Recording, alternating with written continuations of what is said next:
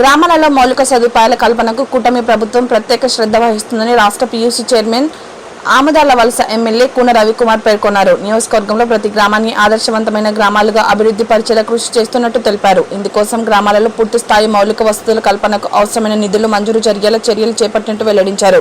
ఈ మేరకు శ్రీకాకుళం జిల్లా పొందూరు మండలం తాడివలస పంచాయతీలో జలజీవన మిషన్ నిధులతో 91 లక్షల అంచనా వ్యయంతో నిర్మించిన ఇంటింటికి కుళాయిల ద్వారా మంచినీరు అందించేందుకు మంచినీటి వాటర్ ట్యాంక్ ప్రారంభోత్సవ కార్యక్రమంలో ఆయన ముఖ్య అతిథిగా పాల్గొని ప్రారంభించారు.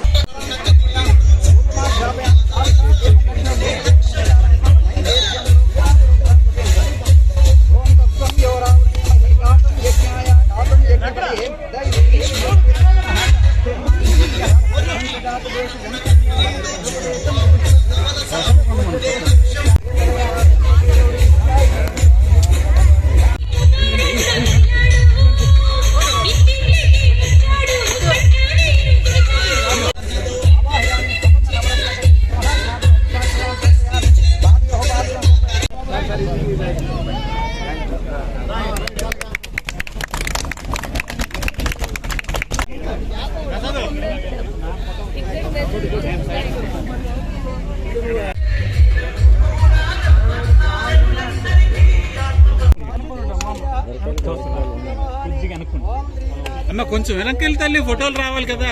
చూస్తా నీకు కూడా తీస్తాం ఫోటో. ఒక్క నిమిషం ఖాళీ ఇస్తా.